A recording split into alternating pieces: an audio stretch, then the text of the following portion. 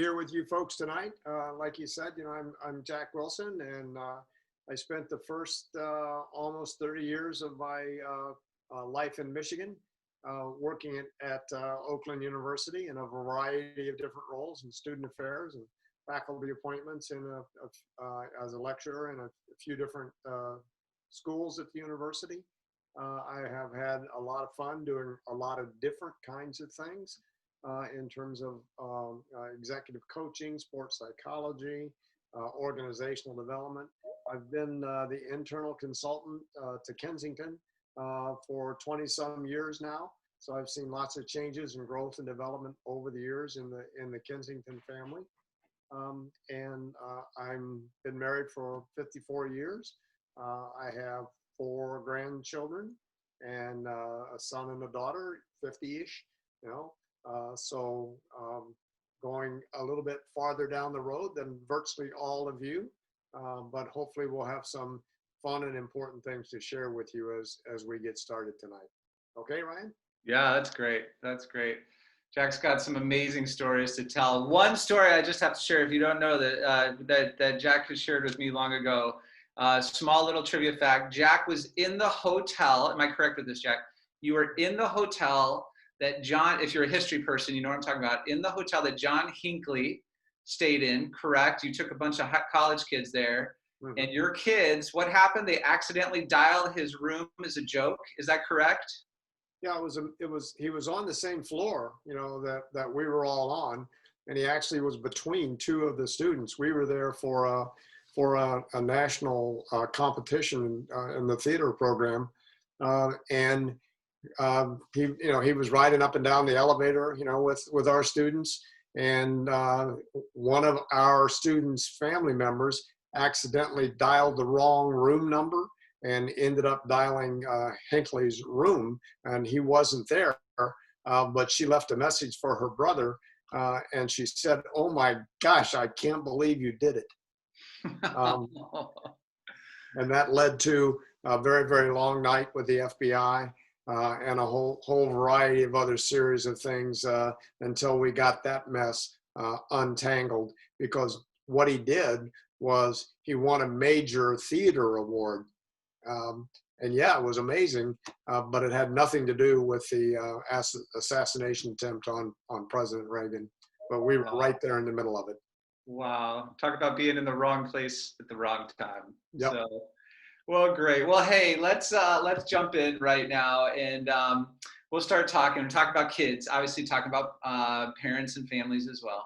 So just want you to share a little bit, Jack, what are you seeing going on? What are you seeing popping up with families right now? Maybe what you were seeing, life is changing with technology and everything. We'll talk about technology in a minute, but what are you seeing? What were you seeing just as we were going in pre-COVID, and now especially within COVID? Just the dynamic in the home, the stressors, what's going on?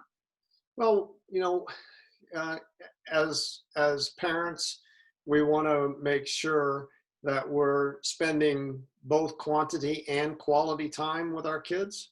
And there are so many things in our culture, our society, that press against us having those opportunities to have quality and quantity time with our kids. And of course, the quality time is the most important one.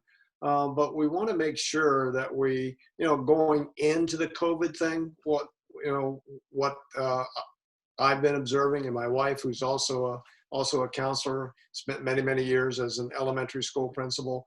One of the things that just kind of, I don't have much hair, but if I maybe that's why it's fallen out, is how frustrating it is for us to see parents who are not paying attention to their kids because they're spending so much time hooked to their cell phones. And we'd be sitting in restaurants, and this is pre-COVID. We'd be sitting in restaurants or taking walks or whatever, and the kids, whether they were 2 years old or 14 years old, they wanted their parents' attention, because that's what children want. They want to interact with us. They want to be noticed. They want to know that they are connected to us and we're connected to them. One of the quasi one-liners that my wife shared with me a few years ago really speaks to the pre-COVID dilemma and that's partial attention equals partial worth. Partial attention equals partial worth. And when we see parents, grandparents, sitting or walking or whatever, and they're hooked in and tied into this instead of them, then they're giving the message that the child has partial worth. And then as the child becomes a teenager, and those are very, very challenging, and we'll talk about that stuff a little bit later, that sense of partial worth really becomes a major problem. Hmm. Wow. Yeah, so true, so true. I've had so many, my 9-year-old always just challenging me because work is on my phone and just challenging me. And I think for so many of us as parents, right, we've been home, work is happening, we need to work in front of our kids at times, but there's just this tension, there's this back and forth of pull for us. I want to be with you, I want to care for you, but I also have to make money for my family too, correct? So any advice on how you put it away? Any advice on how to set boundaries with it, Jack? One of the ways you put it away is structure and schedule. And many families that we've talked to or have contacted us have done a really good job with this. So I'm not painting with a broad brush, condemning everyone, but it's very, very important during these times that there be work hours, there be dinner time together, that there be going for walks with the kids, that we are not on call all the time. Most of us don't really need to be on call all the time, but we kind of act like we do. So there are very specific periods where we can, put the phone down, close the lid on our laptop, and pay attention to what we tell everybody is the most important thing in our lives, our children and our spouse. But then I ask us to do a little gut check and see if that's the way we're behaving. Because it's really what matters in life is the way we behave, much, much more so than what we say, because we're constantly role modeling to our children, and we're role modeling with our behavior, not with our words. Yeah, can you speak a little more? We talked about that earlier this week. Just talk a little more about the importance of role modeling and what that's doing and setting the precedent for the kids and whatnot.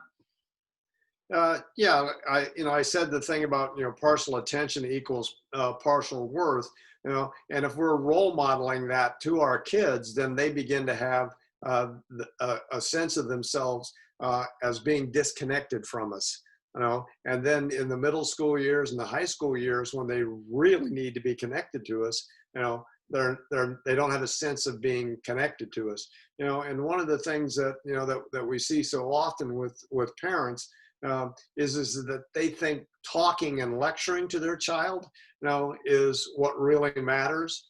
Whereas in reality, if another one of those little one-liner things, hopefully, some of these things you folks will take away with you. But if you over-talk, they will under-listen. And that's what we see so often with parents is they over-talk. And when they're over talking, they're role modeling to their child, that's the way that you communicate. When we know that the strong positive base of communication is having good listening skills and being able to ask properly direct questions about what's going on. But being in a situation where we understand that our facial expression, our body language, the way we interact with our spouse, the way we interact with our neighbors, the way we treat people, through at the drive-through window, we're constantly role modeling to our children, and our children are constantly picking up those cues from us, as to what is a productive, solid kind of a way to interact with other people. That's good. That's good. Let's talk about younger children really quick. And what advice would you give to parents? A lot of parents, it's an exhausting time. They're just so hands-on. Sleep might be a little less than what they want. The kids are just requiring so much attention from them. what advice would you give to parents that are just feeling stressed and just raising little ones in this season right now? Uh, you used the right word, season.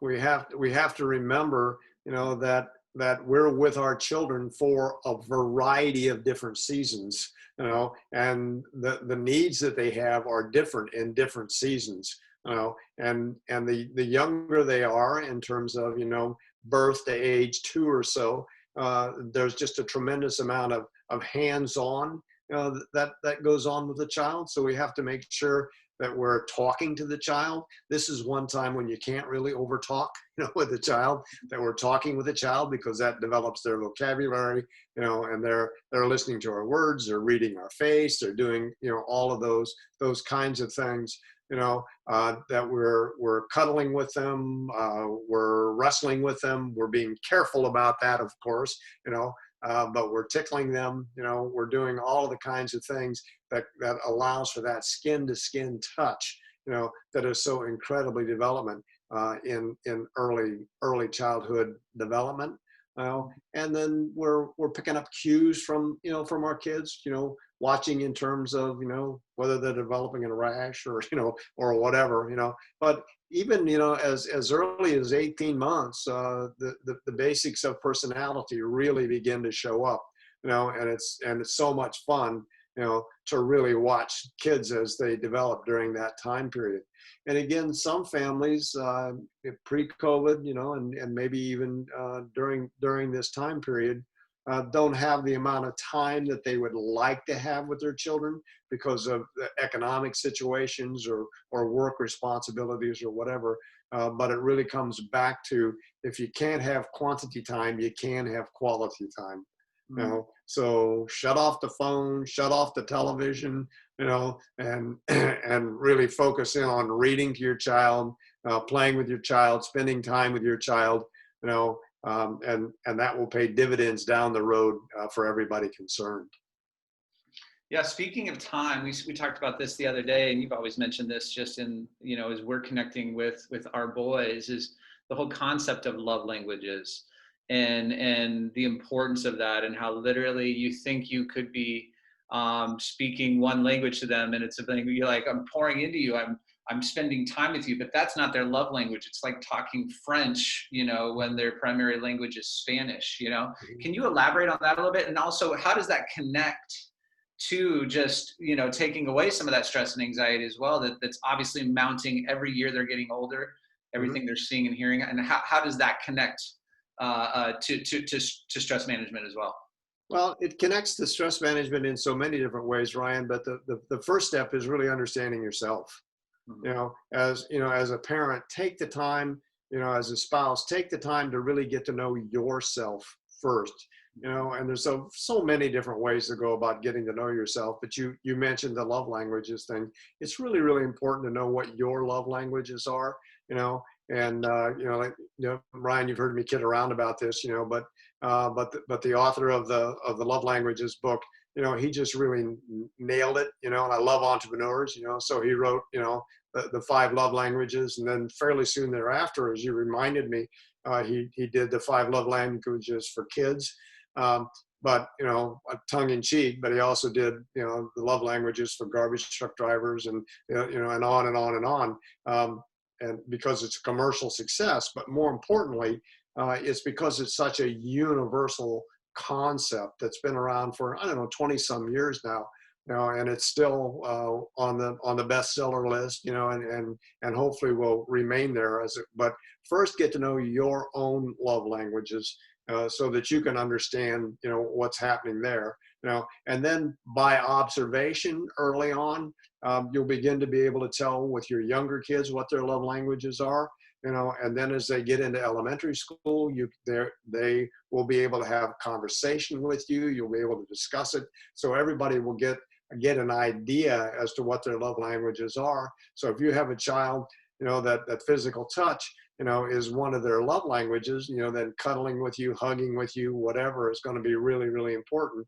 If you have a child who that's not one of their love languages, then you won't be off put or or have your feelings hurt. Like, I have a 50-year-old son, a 49-year-old daughter, and it's true. My 6'5", 250-pound son, if he would fit, he'd still sit in his mother's lap, because that touch is so important to him. My daughter, if she kind of bumps up against you every once in a while, that's kind of her definition of a meaningful hug.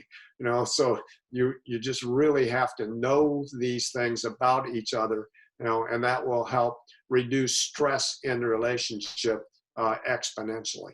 Yeah, that's so good. I've seen that so much with my kids. I have one that's a touch kid, and he's probably the one that we butt the heads the most. And when we're butting heads, I will pull away sometimes because it's just like, I'm not going to be as close to you. But that love language is so critical. And when he's struggling in life, he needs me. He needs my physical touch. And I see what that does so much just to calm him, Exactly. and bring him back. So yeah, that's good. All right. So we talk a little bit about younger kids, maybe even some elementary kids in there. One question, Jack, and I think we talked about this a little bit, just as we're talking, a lot going on in the world right now with what's coming, political challenges, obviously going on.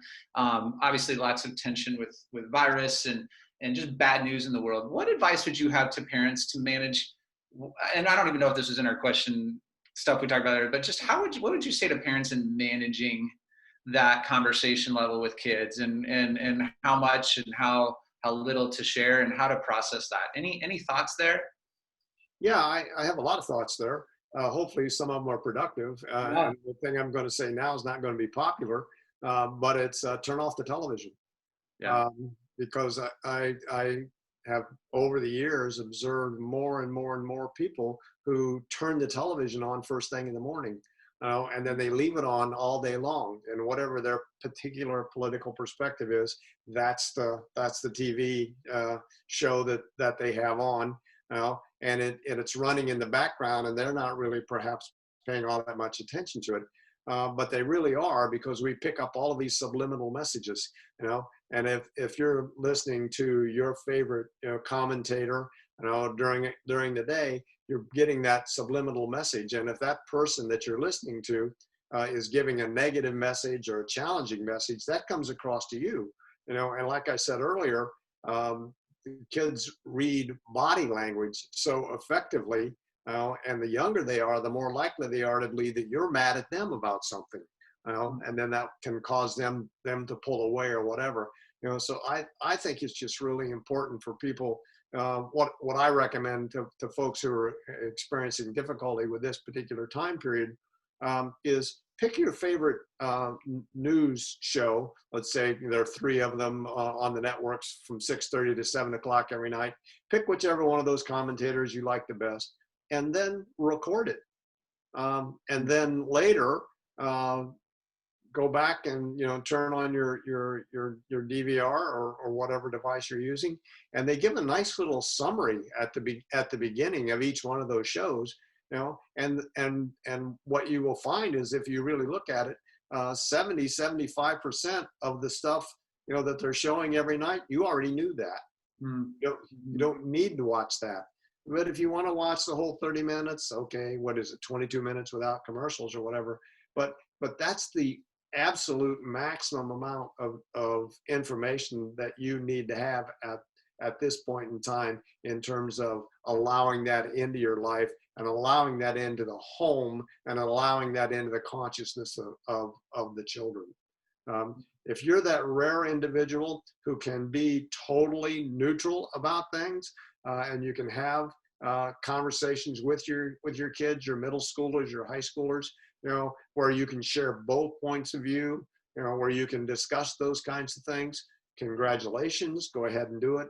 But what we're seeing, especially during this particular political season, is it's the rare family that can have civil, informed conversation during these time periods, which hopefully, again, it's a season, and in a couple of months from now, hopefully it'll be behind us, and we can get along with our cousins and neighbors and folks without having stuff that we really have very little input into, destroying our relationships. Sure. Well, thank you. That's great. Well, you talked about opinions, right? And obviously Mhm. everybody has lots of opinions going on in the world right now. And I've got two teenagers, right? They're filled with lots of opinions, and I can see in their life, between school, friends, future. I can feel social media, what's going on, because they can see everything, right? They know Mhm. who's where, what's happening, what they're not at right now. Mhm. Um, but I can just see it. There's a stress level that's rising in them, even Yep. especially as we're returning to school. We're in a school district that's back in person right now, a little bit, just a little bit Right. right now. I can just see that stress starting to mount in them. What is your advice to parents of teenagers and that you can give them regarding stress management? Well, I think the among a variety of different things is to recognize, that middle school kids and high school kids, yeah, but even younger kids too, and we as adults, we all suffer from FOMO, in terms of the fear of missing out, and we don't want to in any way try to talk our kids out of their feelings, as it relates to feeling like they're missing out. But we do want to understand that there's a frame of communication where we get a whole lot more accomplished with our kids by listening to them than we do by talking to them. And we all need to get to be better at saying, "Tell me more about that," so that our and then truly listening, and kind of maybe paraphrasing back in terms of, "Now, wait a minute, let me double check with you here. I think I heard you say, hey," and that's, Ryan, I got to tell you, parents, that's a real risk because you might fall into the trap of trying to manipulate them to try to get them to say what you want to hear. But the point is to really listen to them, and a lot of the parent forums that I've done over the years, I think one of the most surprising but helpful things that I've mentioned is that when a kid gets to be 13, 14 years old, um, you've pretty well told them everything that they're ever going to hear from you. So it's time to stop talking and to start living in the question with them. Now, if there's some important things that you've not told them, well, tomorrow, when you're with them and things are moving along, be sure to tell them. If you've never told them, don't put anything in your ear smaller than your elbow, then by all means tell them that tomorrow. But I think if you really set with your spouse, or if you're a single parent, some of your friends or whatever, and try to make a list of all the things you've never told them, I think you'll have a very, very short list. So starting around age 13, 14, primarily what you do is you live in the question with them, and you really listen empathetically, and paraphrase back to them. The other thing I think that's really important for us to understand is, and everybody's heard this, but it's not easy to do, is to remember that we're not there to be their friend. We're there to be their parent. And once the kids have, quote unquote, gotten to the point where their brains have matured, and for boys that's usually somewhere between the ages of 27 and 29, and for our daughters, their brain may mature a little bit earlier, maybe 21, 22. But once that brain is matured, then we can develop friendships with them. But if we're trying to be their friend when their brain is not fully developed, that's not a good thing, and we can really mess up the opportunity to have a lifelong friendship with them when we forget that our job is to be their parent, be their loving, supportive, listening, caring. But there are rules, there are consequences, and then carrying our responsibility to role model the old thing of, do what I say, not what I do. Well, no, we have to carry the responsibility of doing the right thing to the extent that we can. And when we screw up, kids by and large are incredibly forgiving. When we screw up, we say, "Hey, I'm sorry about that. I made a mistake." And most kids will go, "Yeah, you did, but okay, what's for dinner?" Or whatever. Yeah, that's great. Just again, to just you said something that is so good, and I've held on to this in my own life, and I think it saved me some pain, and also prevented me from becoming that Charlie Brown teacher voice. So the wah wah wah wah wah Mhm. was that they've heard everything you've had to say by 13 or 14 years old. Now, again, like you said, maybe there's a few things that are out there, but Mhm. oh my goodness, it is so true, and I just think sometimes my wife and I both kind of catch each other saying, by the way, we've been talking about this for 6 years. This is not news to them. They've heard this, they've heard this, they've heard this. So if you're listening tonight, such good stuff right there. And just to realize that, because you're not teaching them anything new too much once they're in those middle and later teen years, for sure.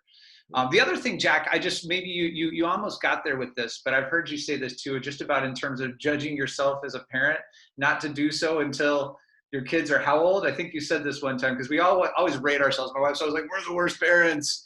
I son just did this. Can you believe how bad a parent we are? But I've heard you give a little bit of grace in that. What can you share that?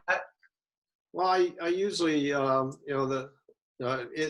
each presentation, the number might vary a little bit, but I think that we have to understand that we play a role in our children's development and growth into maturity, but DNA plays more of a role in it than environment does.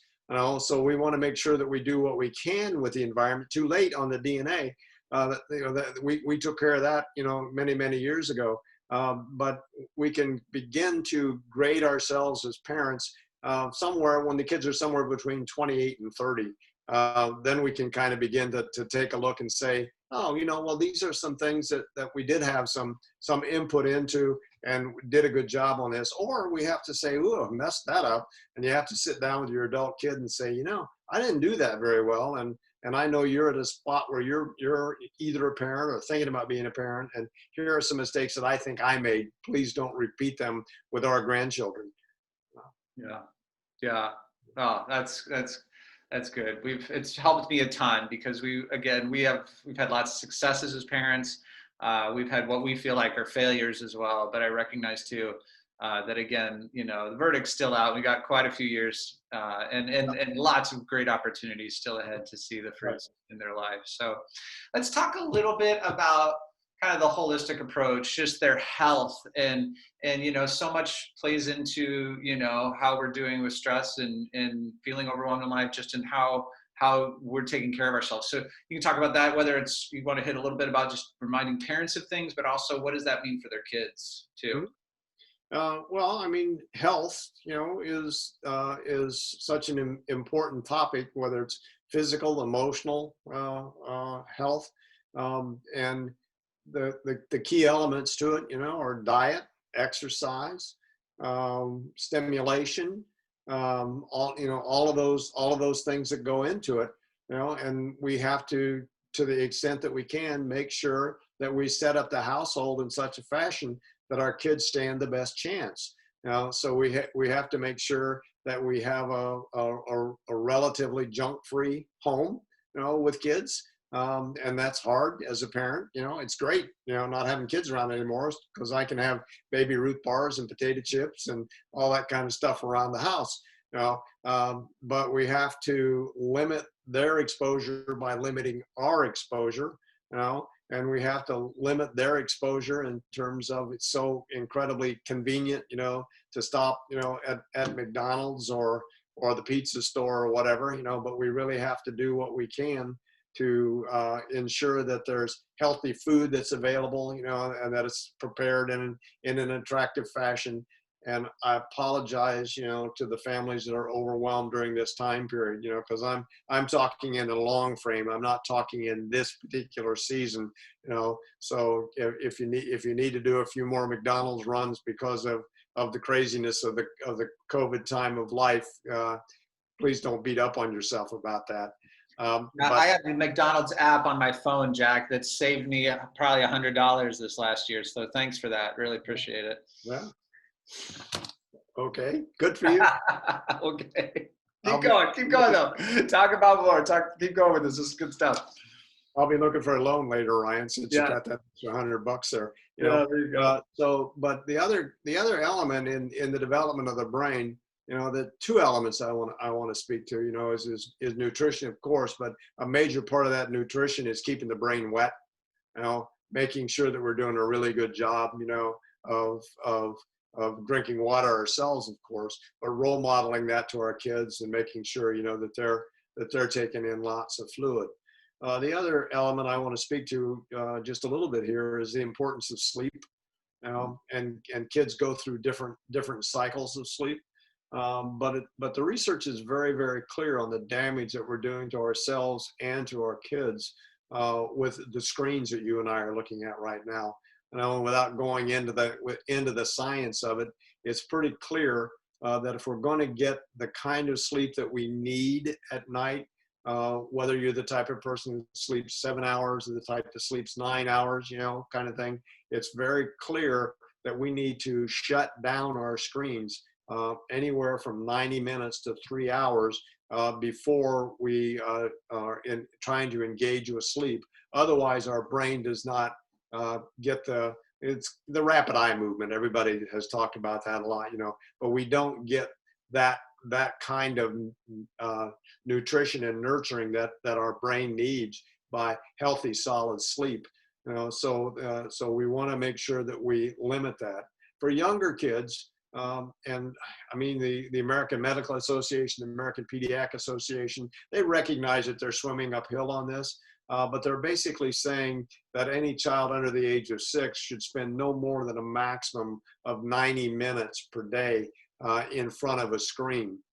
And since that's become so much a part of, even prior to COVID, and it will be after COVID, the screen has become so much a part of our educational reality, and there are so many benefits from that. But we really, really need to do whatever we can to limit the amount of time. And I highly recommend that every family have whether it's a basket or whatever, if your kids have their own phones or their own tablets or whatever, there's a basket that mom and dad control, and the phones and the tablets and all those kinds of things go in the basket at a certain time period. And I also recommend the return to board games, the return to doing puzzles together, the return to reading to each other, the return to walks around the neighborhood. All those things are good in and of themselves, but they're also good in terms of getting us away from the screen time that is stopping our kids from developing. And it's not just it's also the social part of they're not doing a good job of developing socially when they're spending so much time tethered to their screens. Okay. Well, as screens, obviously, I see so much anxiety and stress caused, especially as my teenagers, and whether it's a text message from a friend or again, like I said earlier, they're seeing what's going on and they're not a part of that moment. What are some tools? And this is maybe just something off the script just a little bit, Jack, but if you could think of what are some tools you would give to parents to help calm their kids' stress and anxiety? Some whether it's quick things or just longer term practices that you would encourage. Any thoughts on that one? Well, I think the whole field of cognitive behavioral psychology has given us all kinds of really, really good tools, to use in these areas. But it's a frame. It's a frame. We change how we feel by changing how we think. So we want to use our thinking to inform our emotions instead of the other way around. I'm going to repeat that. We change how we feel by changing how we think. And we want to use our thinking to inform our emotions instead of the other way around. And our kids operating with their immature brains, where the part of their brain that does the executive functioning part, the prefrontal cortex, and the area of the brain, that basically is the impulse area of the brain.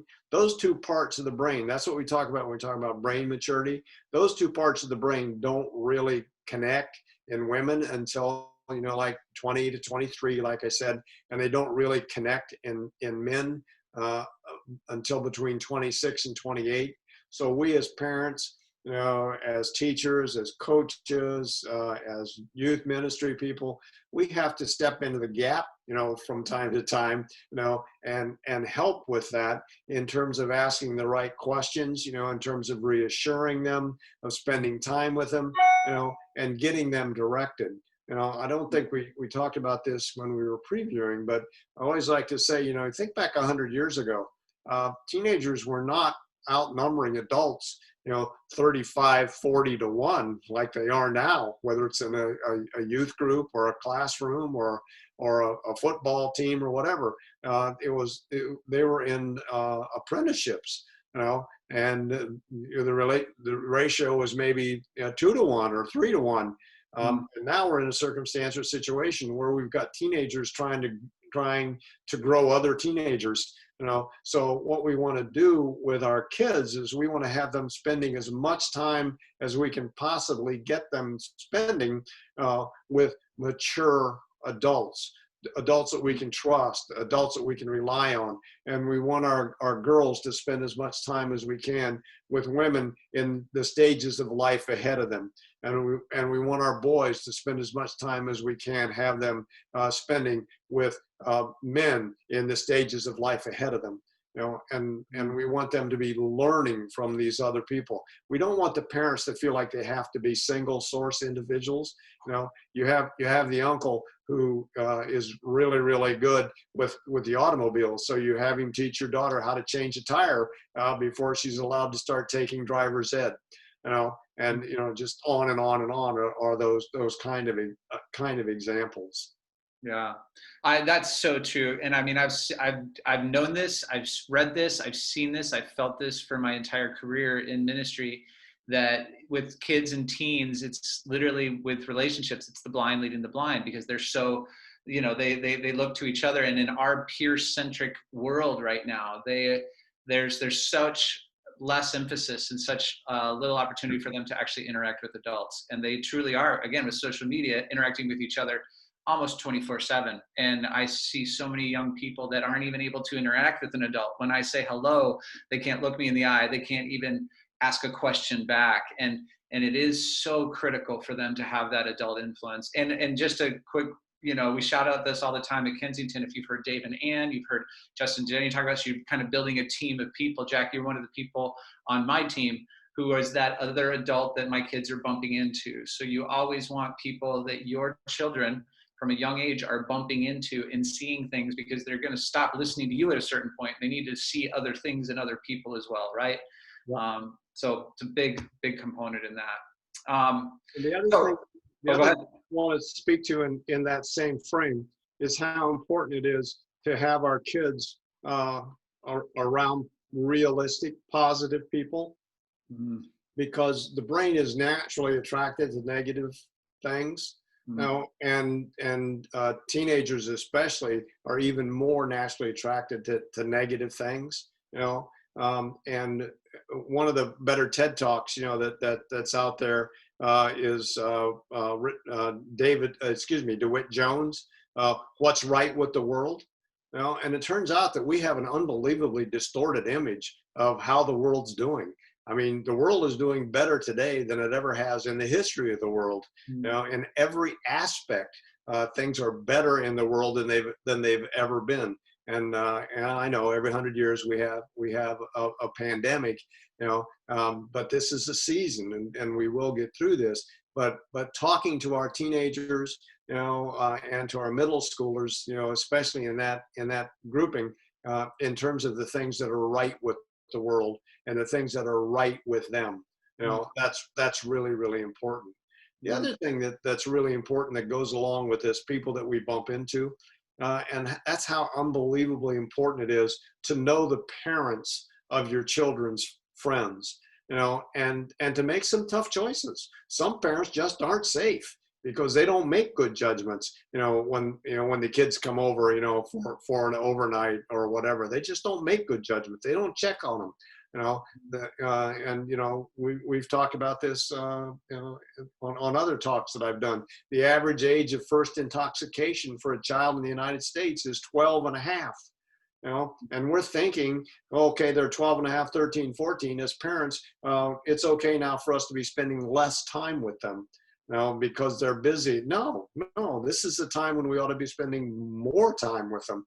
And the term that my wife and I came up with many, many years ago is we need to form parent counterattack groups, that really fight against the culture of spending less time with our middle schoolers, and allowing those middle schoolers to kind of self-police, and to allow those middle schoolers to pick their friends. And it's nothing against your son or daughter. The reality of it is they're going to be attracted to the lowest possible denominator. If they're telling you that they really, really want to go over to, so-and-so's house, that really ought to make your ears perk up. And if it turns out that it's a great family environment over there and that the parents are around, fantastic. But the kids in that age group are naturally attracted to the lowest possible denominator. Yeah. What are your advice on sleepovers? Just got to share it. You've always talked to me about this. Give us a quick 30 seconds on your thoughts on sleepovers.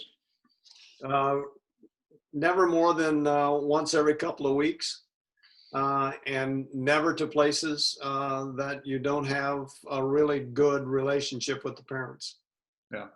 The sleepover interrupts the sleep cycle, which we talked about in the brain, and the sleepover is the place where kids get into vaping.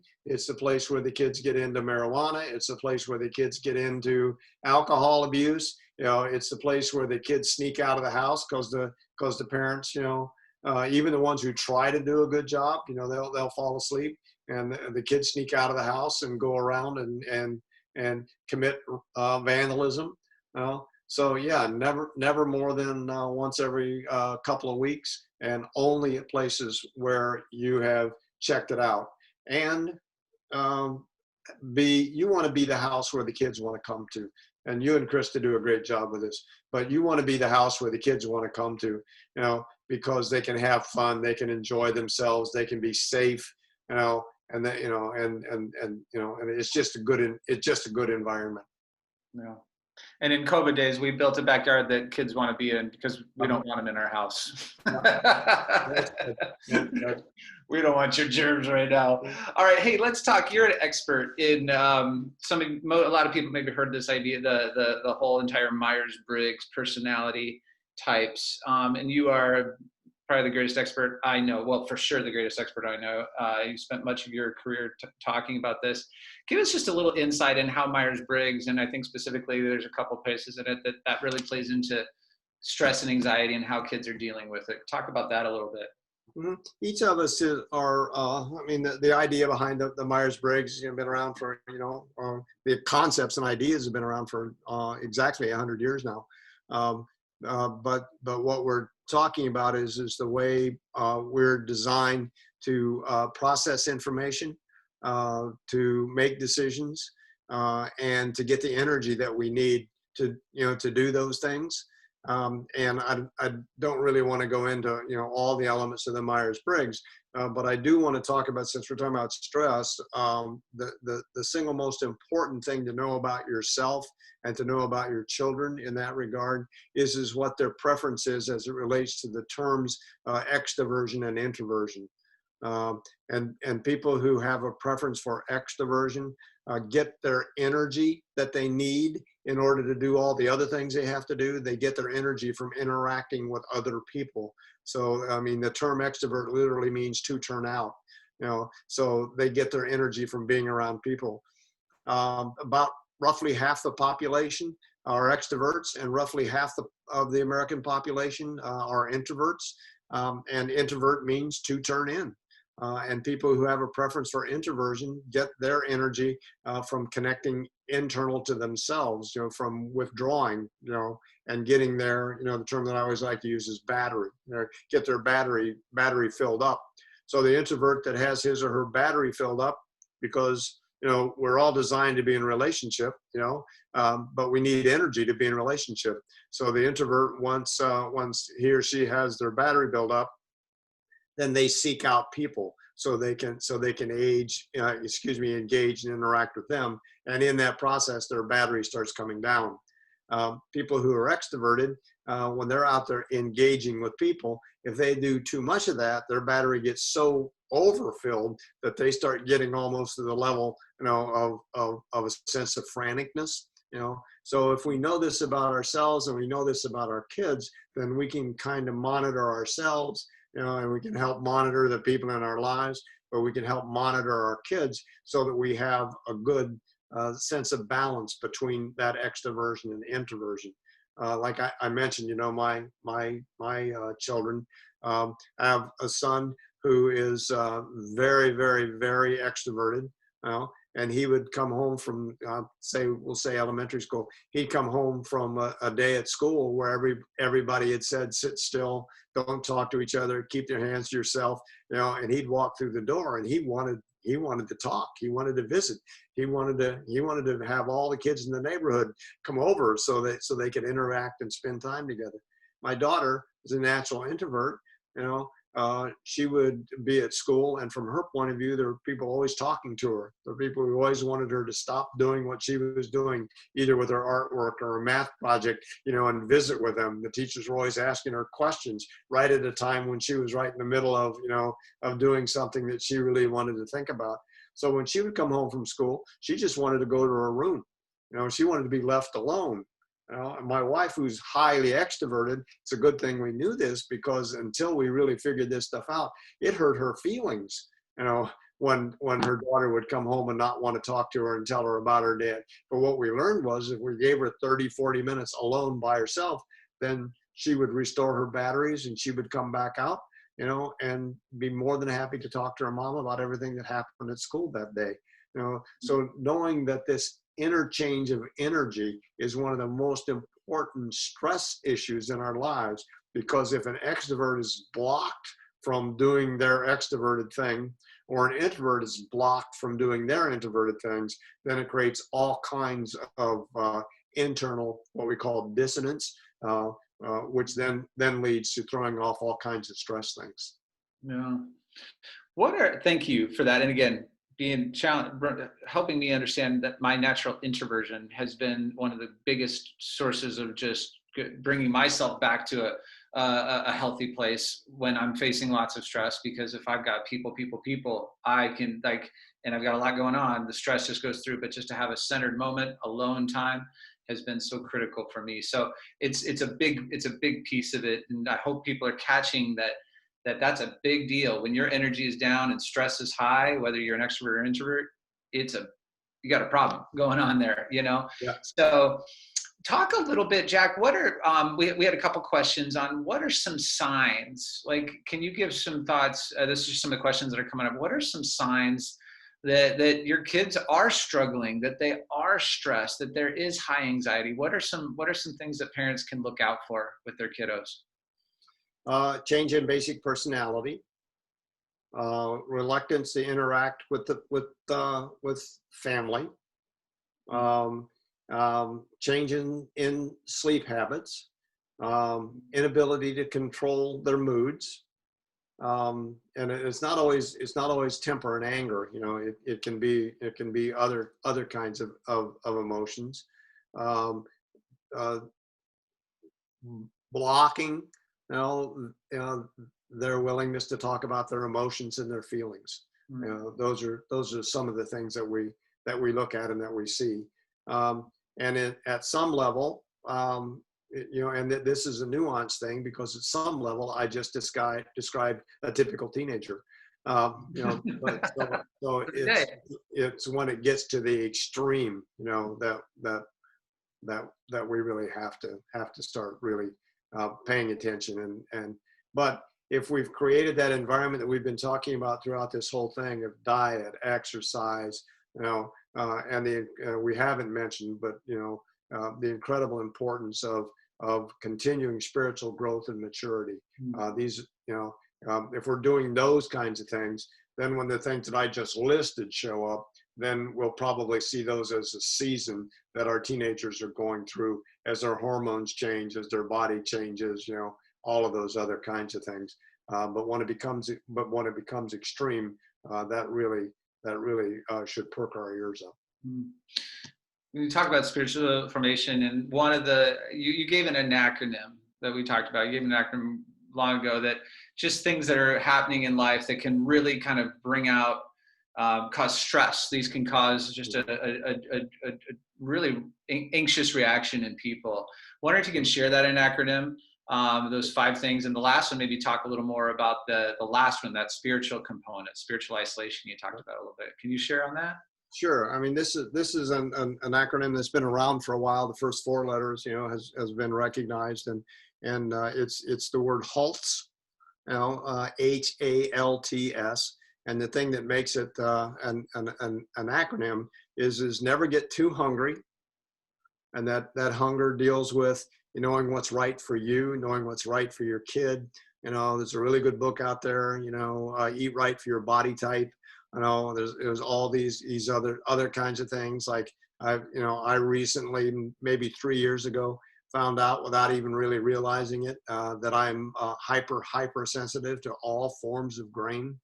And when I would eat too much grain, then I would get out of whack, in terms of my diet, and it would throw off all other kinds of things. So never get too hungry, and that means eat enough and eat the right stuff. The second one is never get too angry. Okay.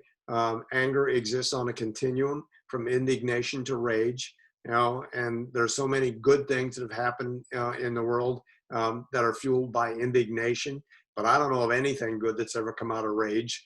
So we want to balance on that continuum.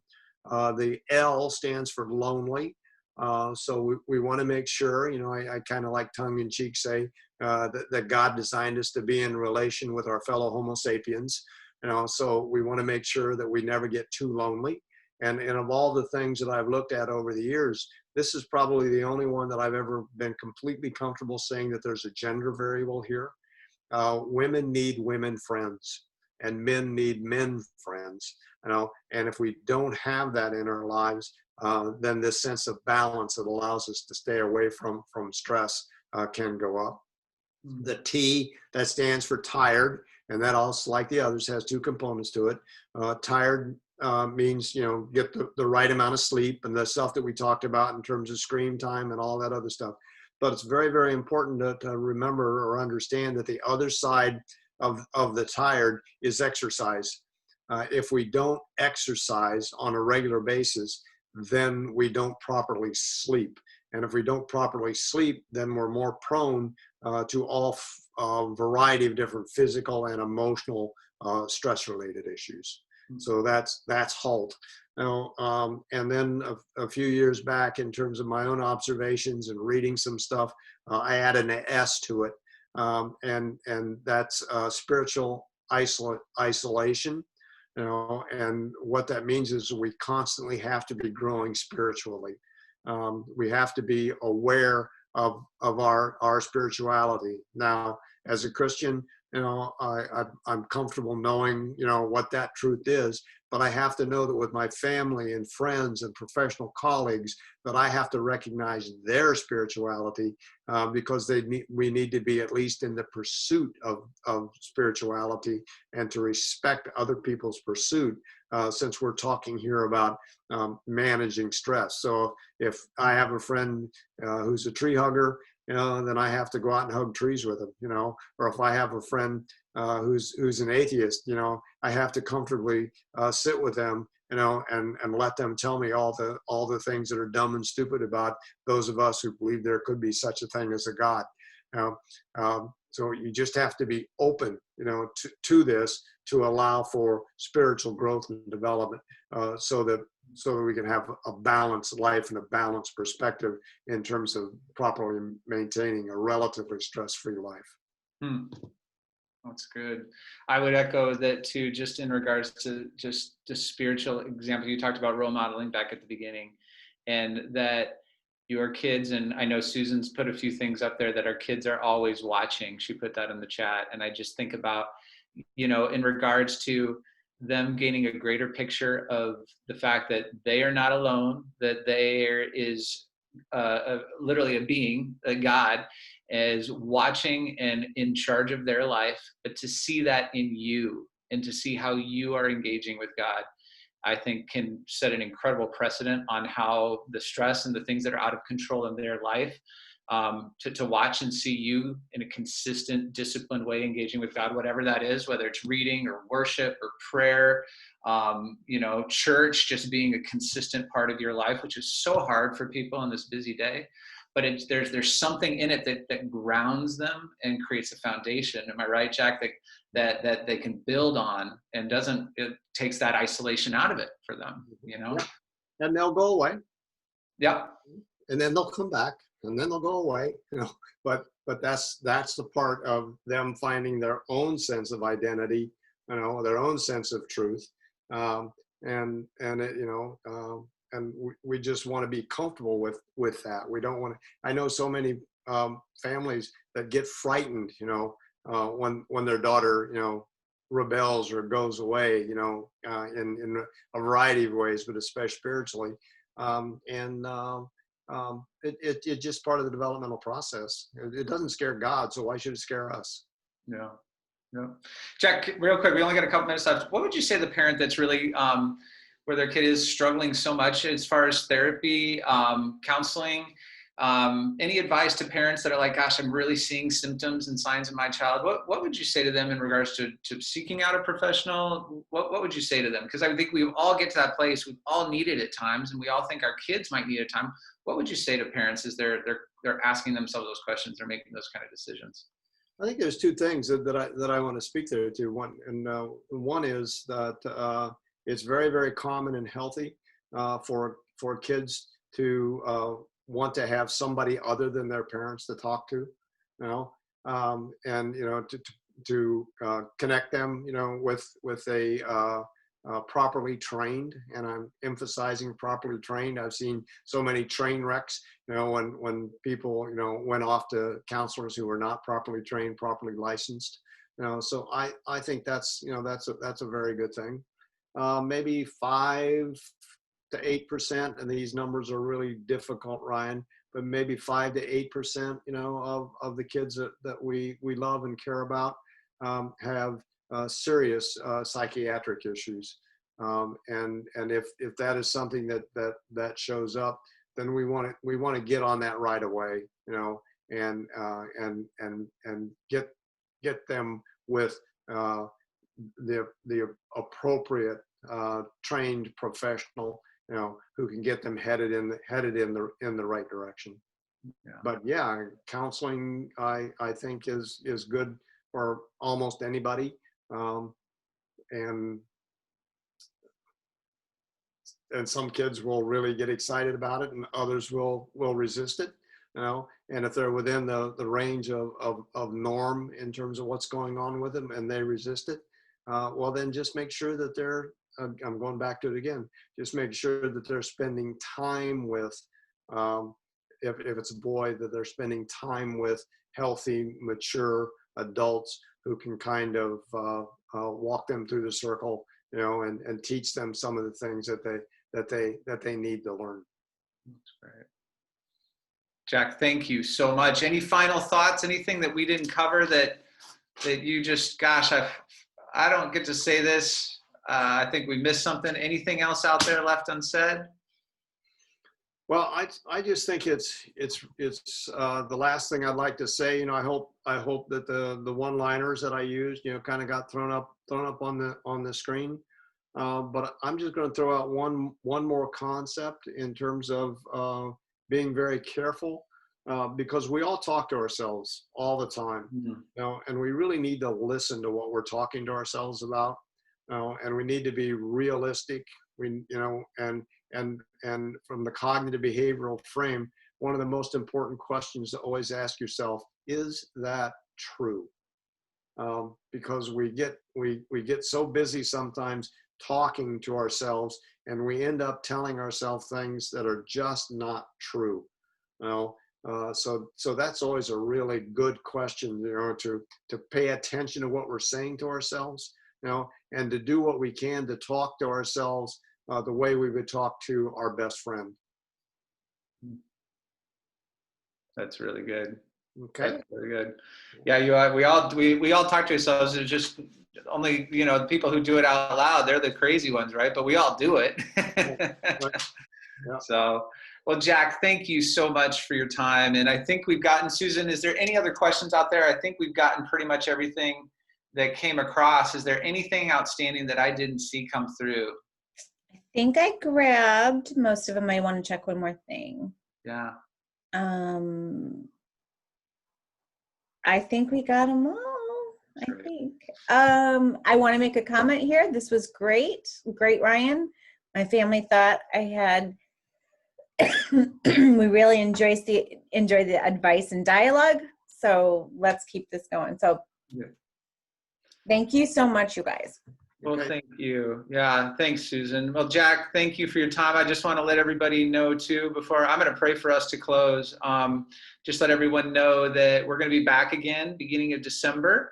We're not going to announce the day yet because we're just finalizing that, but it'll be somewhere beginning of December. We're going to be talking about raising daughters, something that I have no clue about with 3 boys. See Nancy Brown there. Nancy could lead a whole PhD level on this, one of my coworkers here at Kensington. But we're going to be talking about raising daughters, and it's going to be a great conversation that night. So stay tuned for information on that, and we're going to be doing one about raising sons and raising boys, I think right at the beginning of the new year as well. So that stuff's going to be coming at you. So again, thanks everybody for your time, and I'm going to close with some prayer. And Jack, once again, thank you to you for your time, your gift, your wisdom, your friendship, and your mentorship in my life. It's been wonderful. So thank you so much, my friend. And thanks to everybody for spending time with us tonight. Appreciate it. Yeah. All right, let's pray. Heavenly Father, thank you for the gift of parenting. Thank you for these children that you have placed in our hands and that are under our stewardship. And Lord, we are all wrestling. We all have things going on in this world right now that are out of our control, that cause us so many emotions and so much anxiety. Lord, thank you for some of the reminders tonight, just even the scientific, the physiological things that are going on inside of us that we can be aware of. But most of all, Lord, I pray just for your peace, your protection, your hand on our hearts and on our minds and on our parenting, Lord, to lead and guide, to counsel, and to just love these children that you've put under our care. We pray for their hearts, and to imagine growing up in this world right now, to imagine growing up even in just the last 7 months to what has happened. It's hard for us as adults sometimes to comprehend what's going through their minds, but their resiliency is just astounding time and time again. So help us to continue to walk the walk, to continue to set a great example, and use these tools that Jack has given us tonight to parent, to lead healthy lives. And so much of that can impact just how we feel stress. So we love you, Lord. We thank you for this time, and we look forward to gathering again soon. In your name, amen. Thank you, everyone, for coming out tonight. If you have any questions or thoughts, please feel free to reach out and email us. And we're just so glad you joined us. So have a great evening, everybody. Take care.